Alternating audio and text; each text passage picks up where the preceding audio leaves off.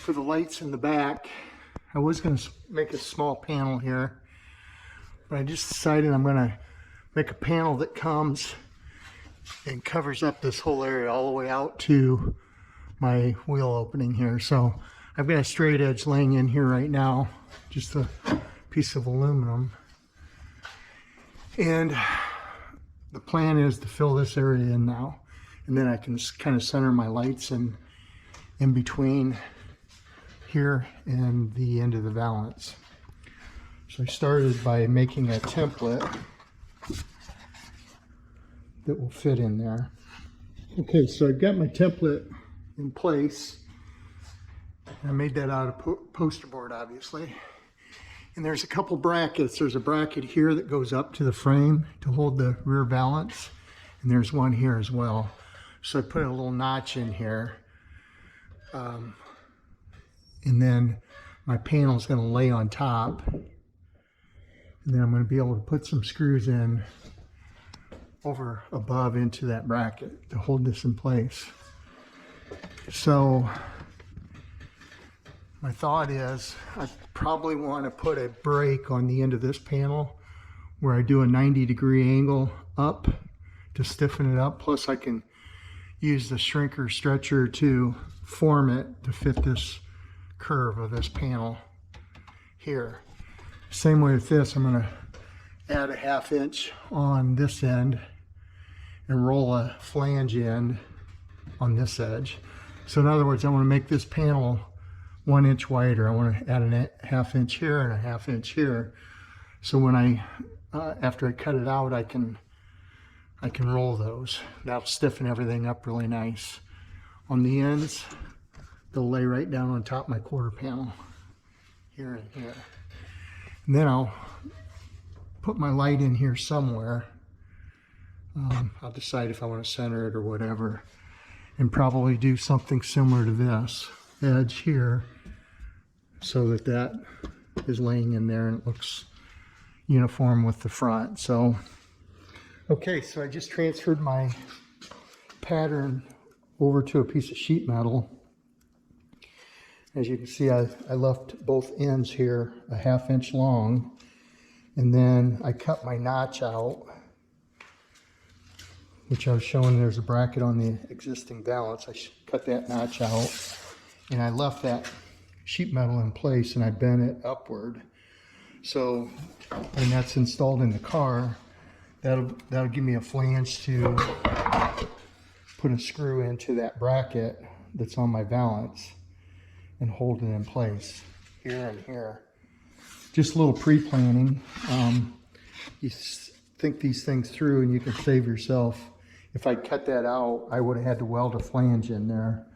So just a little tip there. Spend a little extra time planning, pays off in the end. And then I always mark my down or up, whatever. So and then passenger side, driver's side.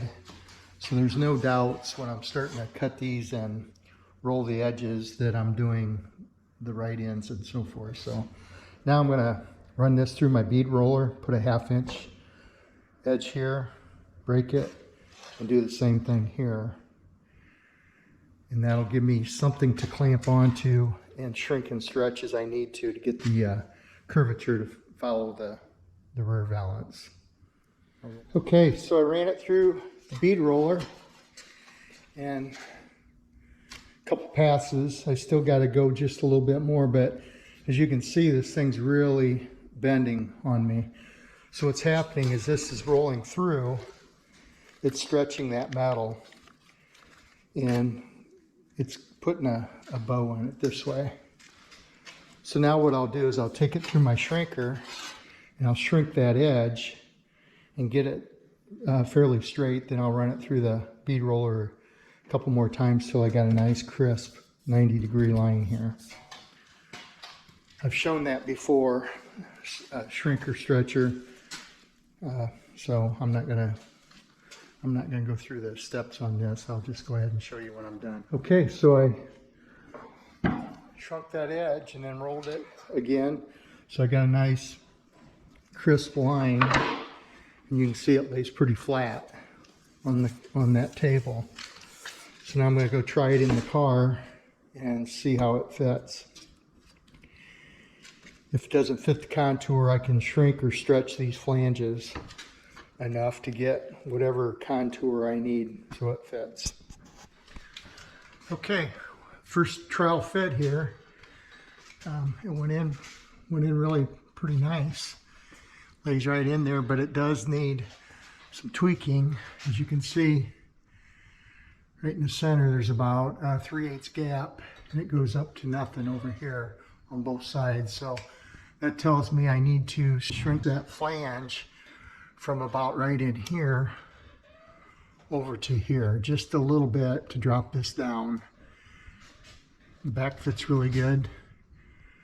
So I'm going to shrink that and give her another shot.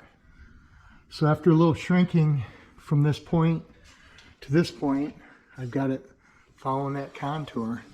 It's nice and fits really good. So the whole panel is sitting in there. I think I'm going to drop it down and see what it looks like on the ground. Make sure it looks good before I commit to everything. It's probably close enough for now. So can you see it from here? You can't. That covers all the wires up, or the fuel lines. I think I'm going to like that. Gotta make sure I get it fastened on there. You can see it from this angle. Okay, I'll cut my lights in, and okay, I just laid my light, the hole for my light out, and I'm making it about 1 inch wide. And I've got enough room underneath out here 3 inches to clear my fuel lines. So I went 2 3/4. That gives me a 1/4 inch of extra. And then I just drilled a pilot hole on both ends, which will give me the radius I want to finish it, and just connected the dots. Now I'm going to cut that out. And once I cut it out, I'll be able to make a box for the back side of it to hold or to house the LED light and the lens. The lens can lay right on the back side of this, just like I did on the rest of it. Okay, got my hole cut for my light. It's going to fit in there nice. And now I'm going to make a box for the back side to house the light. So I mocked up a couple pieces here. Basically just took a piece of sheet metal and bent it 3/8 and a half. And what I'll do is I'll set that on top of my sheet metal, on top of this panel, and I will spot weld it down to it. Now leave a margin, about a 1/2 or 3/8 margin right here for my lens to lay down in there. And you'll notice I cut I had to shape that back of that to fit the valance. I showed that earlier, where I shrunk the edge of it, and now it's got a bow in it going down to fit that valance. And so what I'll do is I'll take these pieces that I just made, and you see right in the center there, hopefully the camera's picking it up, there's about a 3/8 gap in the center. So I'll do the same thing with these. I'll shrink the edge, get it fitting, so I'm not distorting my panel with this. And once I get that fitting, I will spot weld it on top, leaving a little margin here, 3/8. And then I just mocked up a piece here. I don't need this extra edge on it, but I use it kind of a U-shaped, and that will sit down over top of both those pieces after I weld them in there. So my LED light strip will adhere to this piece right here, the light or the wire can come out the end here, and that should fit, cap that off. Make a nice little system like that. That's what it should look like. And I'm not sure if I'll probably just take a couple screws on the end here. This will run past like that. My flange will come up, and I'll take a couple screws, a screw on each end, I think, and that might just hold that in place. That might be all I need. So I'm going to go ahead and fabricate all that, and I'll show you what it looks like when I get done. Okay, I'm wrapping this thing up. As you can see, I spot welded the flange around the bottom, as I said before I was going to do. And then I cut a piece of plexiglass. It's clear plexiglass right now. It's laying in there. Then I made this box to cap over the top. And I just taped my LED strip into that. So this box will go over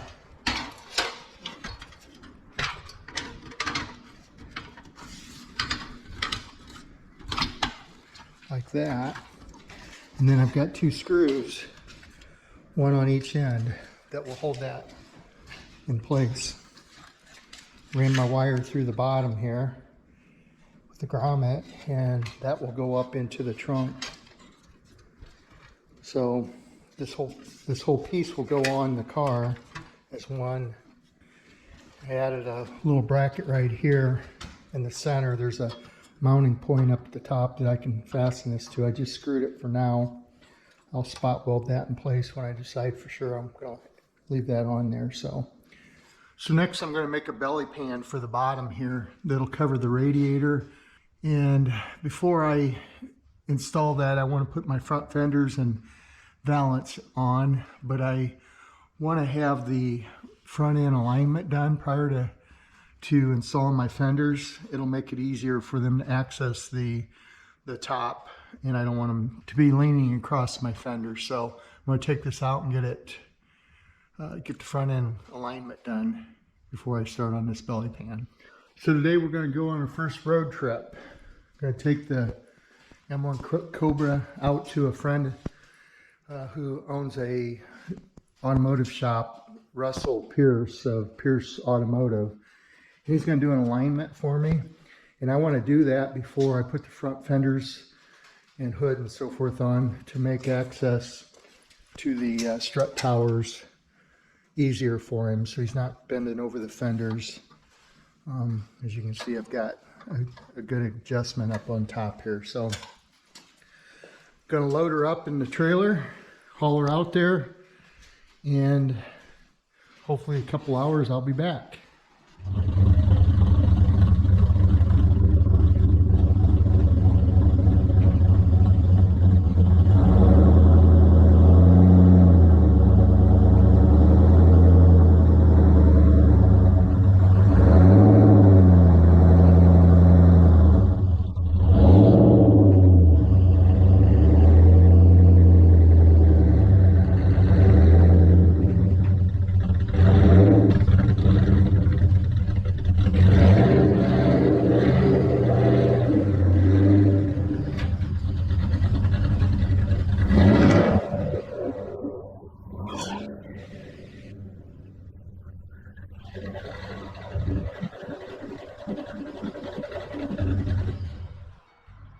So while I'm making a trip over there, I'm going to drop this motor off to Russell as well.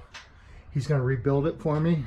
It's out of a 69 Mach 1 S code, which is a 390 4-barrel 4-speed with air car.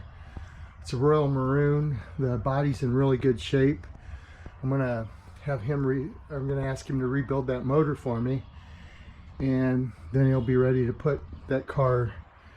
I might sneak it in time when I'm doing that Bosch 429 and put a new paint job on it. Body's really good shape, but it needs repainted.